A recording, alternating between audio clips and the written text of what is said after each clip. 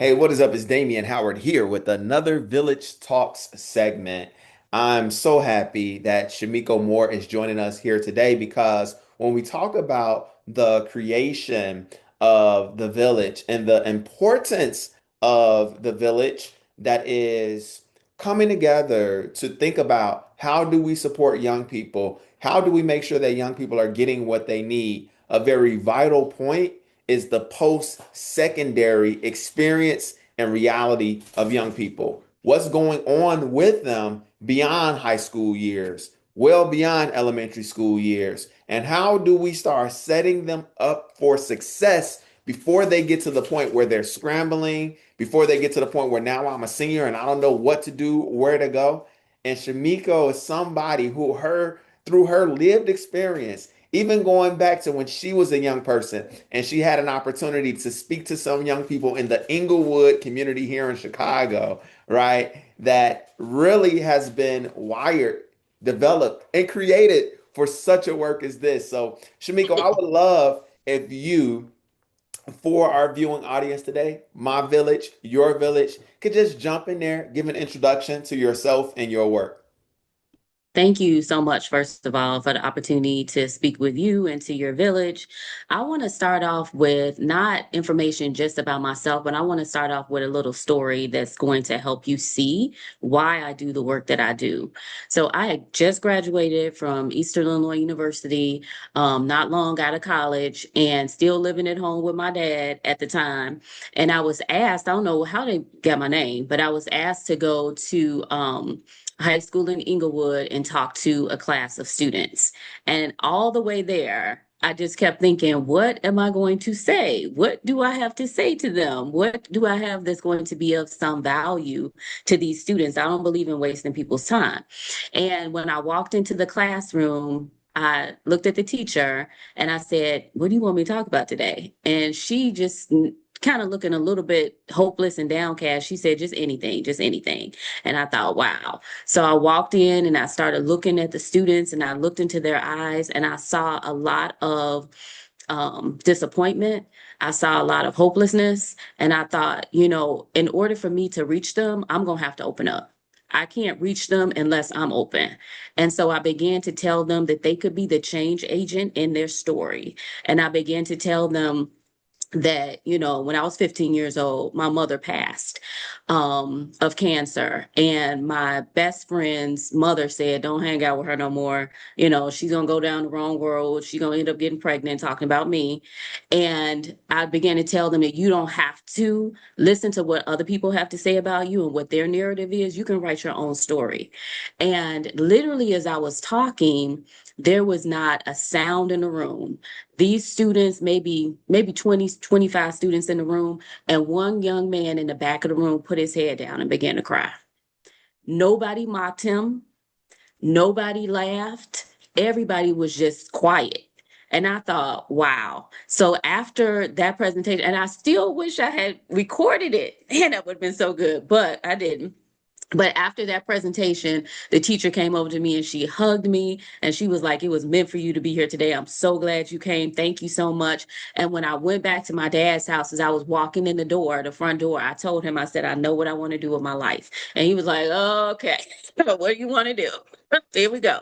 And I said, I want to motivate young people, and I want to be that person that, that helps young people. And he was like, okay. And literally, Damien, I had no idea that presentation would kind of take my whole life in another direction. And since then, I've had the opportunity in Illinois and New York to be able to talk to literally thousands and thousands of students in classrooms, on stages, auditoriums, about the importance of knowing who you are, knowing what type of skill set you have that you can bring to the marketplace, and then being a leader, not just in your own life first, but also in your family and in your community. And so that's my platform. And I think that it's very important to give and to young people. The way that you show up, the way that you have such a level of comfort in your articulation, I would assume points back to your beginnings in the realm of speech communication. So I would love if we can just pause in the segment, and for you to speak to the importance of what you feel like you gathered as a speech, and that was your major, I assume, at Yep. EIU. Hmm. Yeah, yeah, with the speech communications major and how tidbits of that foundation still impact your work to this day. So nervous.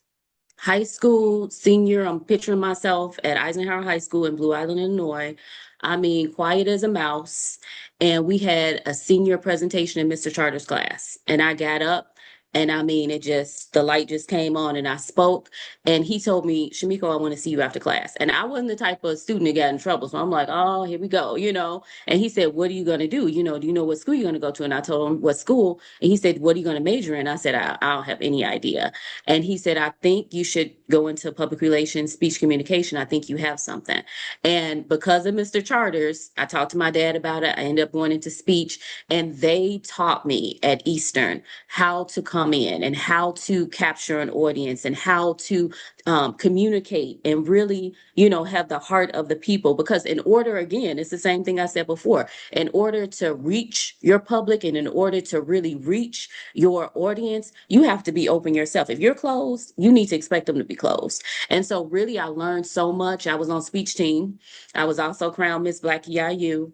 I won't say what year, but And we're not gonna ask. It's all good. thank you, thank you. But I had such an amazing college experience. Those 4 years Yeah. really set me up for success, and that's why I'm not a proponent of I'm pushing college because Yeah. not every student, you know, is for a 4 year degree.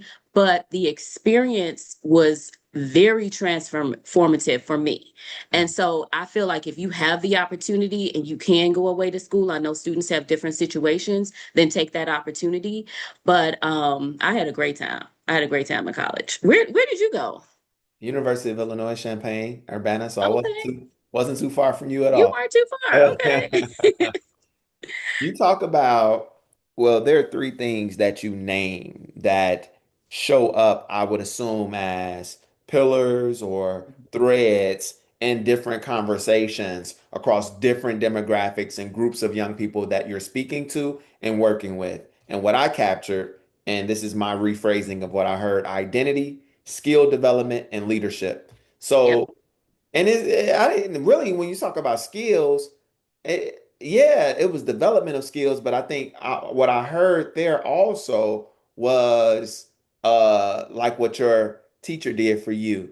It was a sense Mhm. of helping young people understand the skills that are already there. And if you fine tune and if you That's continue it. to develop this, there's something there that you'll be able to monetize and live off of for the rest of your life. So Yep. I'm just curious, that being said, that whole concept of skills, when you think of the youth generation, young adults close to and or transitioning into adulthood, what are Yep. some of those skills that you think are untapped, skills that you think if more young people understood that you had the ability to do this, that to sharpen this, to fine tune this, that man, look out, there's money to be made.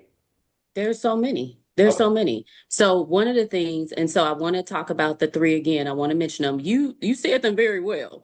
But number one is identity. Who am I? So before you find out, you know, what it is that you can do, having a sense of identity and purpose and knowing who you are. So when you do show up in the workplace, when you do show up wherever you go, you're not looking for anybody to validate you or put their stamp of approval because you already know who you are. So that's the basis, that's the foundation, finding out, you know, who you are. And that takes some time. You know, we know as adults that takes some time.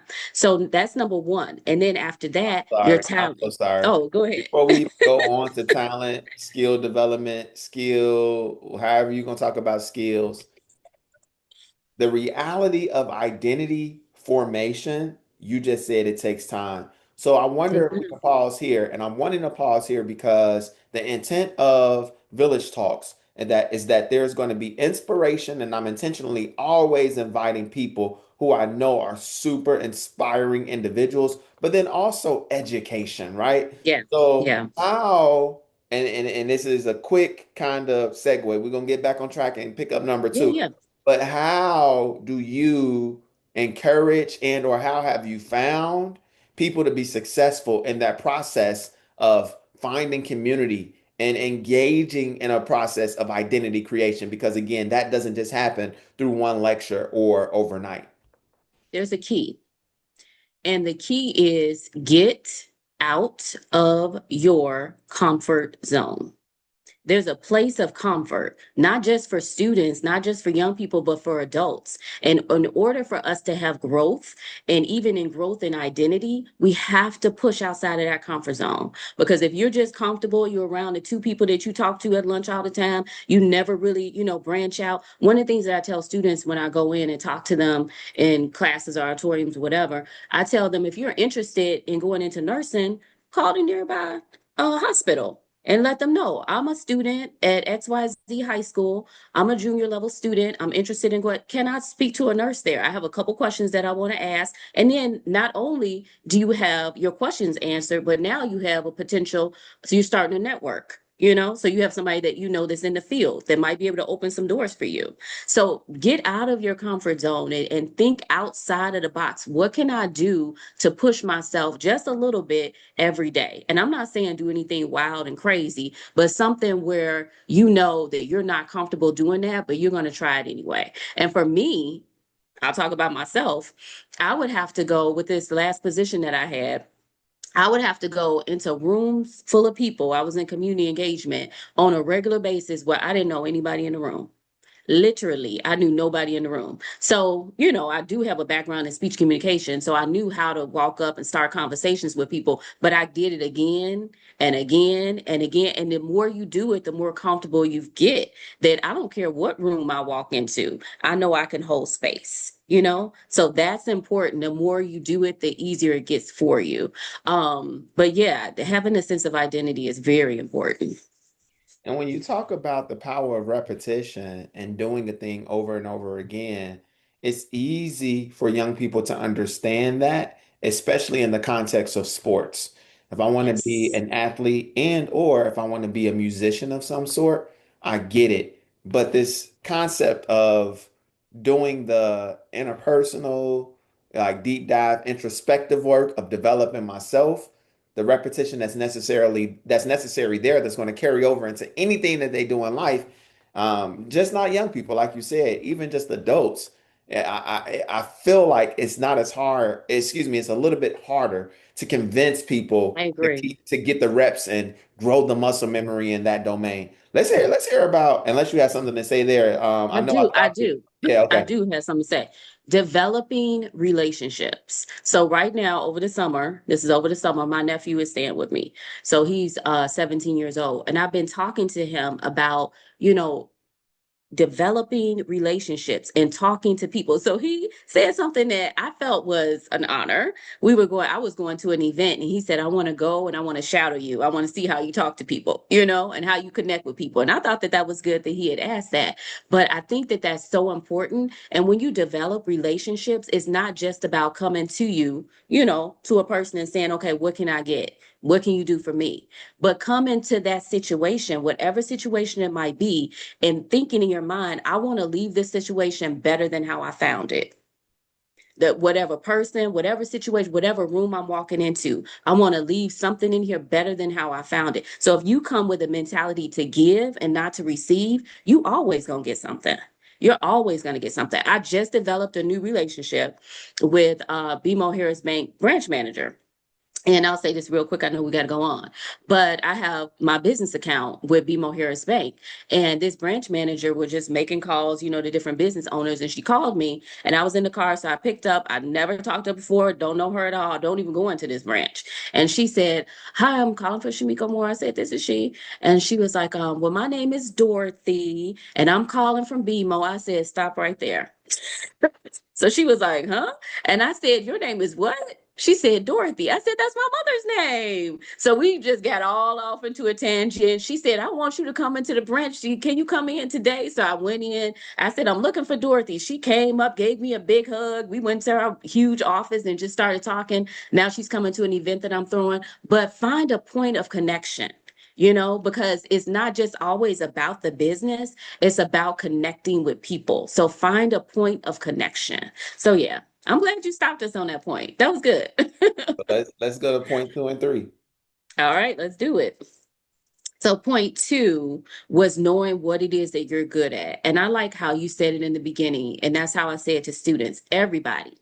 Miss Moore, no, I don't. You don't know me. I'm not good at nothing. Everybody has a gift, a talent, an ability, something that you can do and you can do well if you take it to that next level and you get additional training in that area. For example, my dad didn't go to college. He got two brothers, both of them went to school, got advanced degrees. He stayed home and took care of his mother. But what did he do? He went into a trade, fixing air conditioners and furnaces, and put four kids through college by himself. So there's something that you can do. People still calling on him to this day, and he's, older now. I'm like, you can't work like that anymore. But they still have his name. But there's something that you can do. And when I say they still have his name, that I want to say something that you can be known for. I know that this might be a touchy subject for some people because some people think they can be a jack of all trades. I can do a little bit of this and do a little bit of that. That's fine. And maybe you might think that that's fine. But for me, I feel like find your lane and really hone that skill. And not that you can't do other things, but when we think of Michael Jordan, what do we think of? We don't think of baseball, we think of basketball. So, what is your lane, and then just really get really good with it, whatever that is. And the last point on this one is I always tell students to discover. So it's already there. You just have to discover it. And when I'm in a class presentation, a smaller presentation, I'll put something under like a tissue or a paper towel, and then I'll move it and I say it was there all the time, you just couldn't see it. And then they're like, oh, you have to discover it, and that does take a little bit of time. Find out what you like to do, what you don't like to do. I heard one lady say that she's a public speaker now, but she said that she used to work with kids, and it took about 2 weeks, and her and the kids knew that that wasn't for her. So you have to try some things. Yeah, and this is so amazing. And I love actually what you said about finding your lane and the beauty about being, beyond 4 decades into my life is that what I have come to realize is that even when you have certain interests, things you want to do, occupations that you want to pursue, sometimes being, finding your lane and staying in that lane it's more of a not yet type of dynamic versus Mm, you'll never be able to pursue that. You'll never be able to do that, yeah. right? So I even find myself as of late thinking like, hey, might it be an opportunity, Damien, to go and work towards that doctorate again, that you Hmm. kind of put to the side and you had to for the last 15 years because of just being in my lane and focused in Yep. that lane very intentionally. And we've seen the benefit of that. And just being okay with that. Like so often we feel like we need to get it done now. There's Yep. a hurriedness, there is uh, Pressure. pressure, Hmm. all of the things that's tied to that. But I just really, again, appreciate that at this age, I have the benefit of being able to look back and be like, wow, like I wasn't able to do it then, but might it be an opportunity? Or, it's something like, for instance, even with traveling, right? Getting our passport. I think for my daughter, she got it, before she was 12, which was amazing. I didn't get mine until my 30s, but I was able to Hmm. go at some point, Yes. right? So Yes. Yeah. delay, that's how my pastor would say it, delay does It's not mean not denial, done. right? Yeah. So But yeah, go ahead. yeah, yeah, and there are different seasons in people's lives, and I think what worked for you, and you have to know when to pivot, and you have to know when it's your time to make a change. So what worked for you for years, like even with me going into the schools and doing the same thing, I was consistent. I was consistent. My friend was like, "Wow, you still going?" I'm going every year, going back. But then there came a point after about the 10th, 11th year, I was like, you know what? It's a season change. And you have to know when it's time in your life to make a change. And it doesn't mean it has to be negative. It can just mean that you're going in a different direction. So yeah, I agree, Dr. Howard. Come on. Okay, we're gonna sit on that one for a little bit. Right, right. Um, Now. You recently, well, before we go to this new text and this new book, this amalgamation of your like freshest thoughts and ideas that you've put to paper, published, we want to get there. I think two things I want to accomplish here. Tell us a little bit more about impact. Right? I know we've been talking about pieces of what you do, but what Mhm. is impact? Why Mhm. does impact exist? And let's use that as a bridge to then introduce us to your book. Okay. So Impact was created out of like a frustration that I had because I saw students kind of falling through the cracks. And it was like I saw the students that were like the A students and the, high achieving students getting more attention. And then maybe even the students that are on the lower end were getting a lot of attention. But those students that were in the middle, they were really falling through the cracks. And if their parents weren't at home really pushing them, because and no slam against the parents, because I know, life happens and you working and you got other kids and there's a lot going on. So they do really rely on that school to be able to kind of lead that child in the direction. But if you don't have both of those working, some students are beginning to fall through the cracks. And I didn't like what I was seeing. So that's why Impact was born. It was born because I wanted to be a change agent and I wanted to be able to help students. So it started from there. And then more recently, I've taken a pivot with Impact, even though we're still going, to different places and speaking to students. I also had women coming to me, like I had a retired FBI agent. I'm a graduate of the FBI Citizens Academy in Chicago. And so a retired FBI agent, she had been there for 25 years. She said, let's do lunch. I'm thinking we're just going to do lunch. She came with her resume, her ideas for presentations. Shamika, what do you think? I'm like, what in the world is this? So really, I started seeing, and other people started coming to me, you know what? There are women that are ready to pivot, whether they're in retirement, they're about to retire, or they're just ready to kind of start doing something outside of the 9 to 5. And that's my biggest thing. I'm not the type of person that's like, leave your 9 to 5. No, stay there. But if there's something additional that you want to do, how can you begin to set yourself up ahead of time for success in that area? And like you said earlier, monetize your skill, not just for your employer, but for yourself. And so that's where impact is right now. I love it. So tell us more about your book. Introduce us to it. Let me show you my book. I'll show you. So this is it. It's about 94 pages, and literally it's called Excellence is Required. And excellence isn't perfection. It's doing the best you can with what you have. And I think it's so important to know that because when you hear the word excellence, you feel pressure right away. But when you hear, you know what, just do the best you can with what you have. Wherever you are right now, just do the best you can with what you have, and then you'll get more. And so the Excellence is Required book goes into talking about how important it is to do your best. And then I have to say, I thought I was done. It talks about the same stuff we just talked about. So everything, identity. It talks about, your purpose, talent, developing your talent and your skill, and then taking that to a place of leadership. I talk about the courage to pivot, conversations with entrepreneurs are in here. But I have to say, my favorite chapter, and I'm just going to gift you one of these books, Damian. I'm just going to give it to you. But my Amen. favorite chapter, I went to sleep. I finally got finished with the book and I'm like, oh, I'm done. Soon as I woke up, I was like, oh, wait a minute. It's one more chapter. And I was done at 9 chapters. I really wanted it to be 10, but I ain't had nothing else to say. And Yeah. I'm not the type of person that's just going to be trying to make up something. So I said, it's done. And as soon as I woke up, I was like, okay, it's one more chapter. And that chapter needs to be about the different, it's just 6 stories.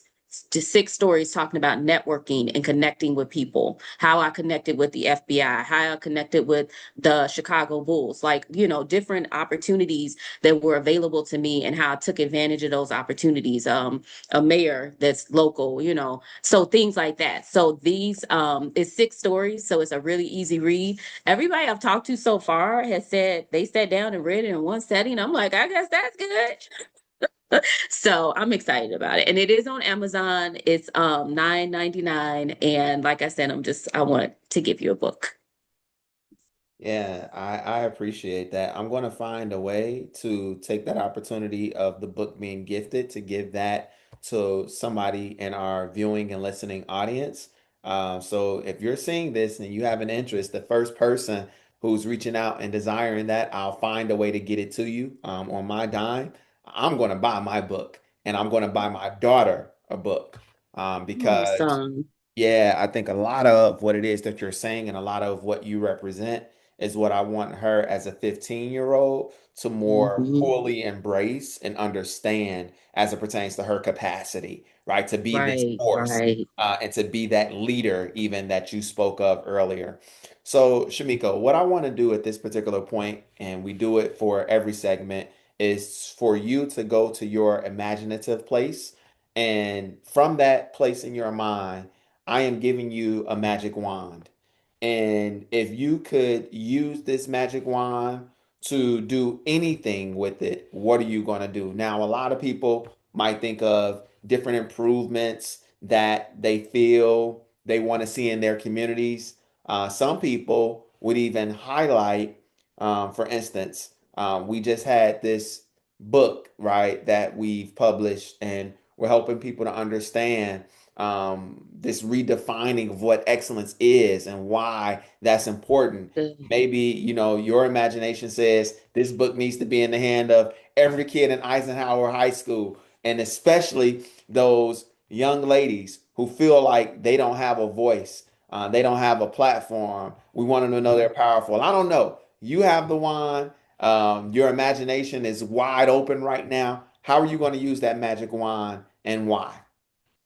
You know what? This is a good book. There's a lot of good books out there. I would love this book to be, in every high school and all of that, what you said. But there is one thing that's a little bit loftier that I thought of since I do have this wand in my hand. And that is, I would want to not give, but opportunities provide opportunities. Opportunities are available for you. Now, what are you going to do with it for students? So then they have to step up and say, okay, I'm going to take advantage of this opportunity. Because one of the things that I talk about a lot when I go to schools is sometimes you get an opportunity and it comes around and it's kind of like a Uber. You miss that one, okay, or bus. Next one comes around. But sometimes an opportunity comes and it only comes once. And if you miss it, you miss it. So just being prepared for those opportunities is important. But yeah, opportunities available for students because I don't feel like a lot of students, especially some of the ones the impact services has a lot of opportunities available to them. So open doors. I would want to open doors of opportunity. And I feel like if they saw more doors of opportunity open, that they would get in more of a mindset of preparation because they're not preparing because they don't see the door open. You see what I'm saying? So that's what I would use my wand for. I love that. I love that. So, what I want to say to my viewing audience today is that I know we've accomplished what we're supposed to accomplish from every Village Talks segment. There was absolutely inspiration, but beyond you being inspired and having a good feeling oriented from the conversation, we know that you are also educated today. And maybe the education and the words that were shared it might not be brand new stuff, right? It might not be things that you hadn't heard or haven't or didn't know. But what I know without doubt is that there were some very helpful reminders that were offered up to myself and everybody who's going to hear this. So, Shamiko, we honor you. We thank you for your heart, your diligence in these endeavors. And we know that Chicagoland and those who you're going to touch even beyond Chicagoland, New York and beyond, are blessed because of your work and what I would even call your ministry efforts. So thank you so much for just how you Thank showed up you. and how you continue to show up. And I wanted to give closure to the Village Talk segment because what I want to do now is actually give you the final word. And you giving your final word, maybe you want to talk to us about where people can reach out, reiterate on Amazon. Go there now, buy the text, put the text back on the screen when you give us that shout out. And then lastly, any last words of advice? You have the final word. I want that to be the mic drop. And with that, we're going to end the segment. So You got it. So, three quick things. Number one, I do have a women's conference coming up at the Oakland Hilton on August 15th. It's from 12 to 4 p.m. and it's two sets. It's for women 18 to 25, so the emerging professional, as well as the business development, those who are looking to develop their business either on the side or full time. And that's kind of like the, 35 to 65-year-old group. So we have people coming from the state to talk about government contracts. We have the FBI that will be there. There's a lady flying in from Baltimore, Maryland to talk about business. She owns a great business. We just gonna have a lot of different banks will be there. BMO will be there. Bank Financial will be there. A lot of different banks will be there as well. Anyway, so that's one thing. Again, that's August Sorry. 15th at the Oakland Hilton. And I know you Okay, the it's August 15th 15th, at the Saturday. Oakland Hilton, a Hilton. Saturday. Before you move on, because again, I'm so big on like the instructional tidbits that Okay. are always coming out in these things. I know you wrote down two and three, so I feel comfortable that I could pause right here. Talk to us a little bit about the value in leveraging relationships to go get sponsorships. And I asked that question because I'm assuming some of these folks that you have coming, some of the ways that you've been able to put on this event was simply by you opening up your mouth, talking to local businesses, letting them know that this can be a win-win for us both. I think that there's like some instruction there that could be a value add. Can you just briefly and succinctly talk about that? Wind Creek Hotel Conference Center is a sponsor. The Hilton, the actual Hilton where we're hosting it. George Lynn Hicks State Farm is a sponsor. HR Made Simple, Shea by Design, BMO Harris Bank.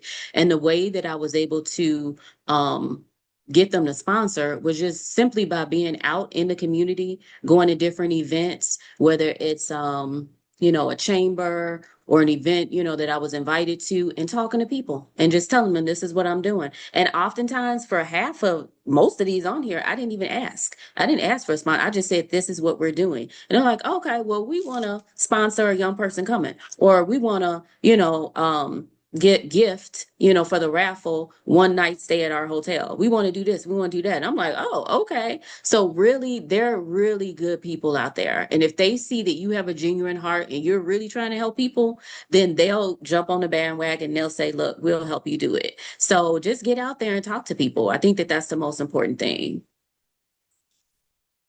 All All right. right, two and three. Okay. Yep, yep. So number two is how to get in touch. So you can go to impactccrn.com. That's IMPACTCCRN.com for the website. And you can also call our 800 number, which is 844-498-4264. Again, 844-498-4264. And that's for people who want to come to the conference. That's for people who have a business idea and they just want to talk to somebody. That's for people who, want us to come out to their child's high school, whatever it might be. If there's a way that we can help, we definitely will. And then the last thing that I want to leave is I feel like this has been very beneficial. I'm really glad that I came on here today. I thank you for inviting me. But the last piece that I want to leave for your viewers, we've been talking about young people and skills and talents and all of that, but I want to leave a challenge on the table. And I feel like it's so important that, that we challenge each other, because after all of this talking, what are we going to do? So the name of the book is Excellence is Required. And at the end of the book is an excellence challenge. And it's a 30-day challenge. So I'm going to challenge your viewers for 30 days, wherever it might be, whatever area. It might be in fitness and in health. It might be in career development. It might be, getting ready to ask for a raise at your job, whatever area. It might be a better relationship with your children or your spouse. But like work on that and do something towards that for 30 days. And then, write it at the beginning, what your challenge is, and then come back after 30 days and see how far you've come. But let's take excellence seriously. Let's take the opportunities that are available to us as just everyday people. You don't have to be a owner of a big organization or all of that. You can be excellent right where you are. And again, excellence is doing the best you can with what you have. Thank you. That was the mic drop we knew was going to happen. So with that, I appreciate our viewers. Shamika, of course, I appreciate you. And this has been another Village Talks segment. Thank you for your time.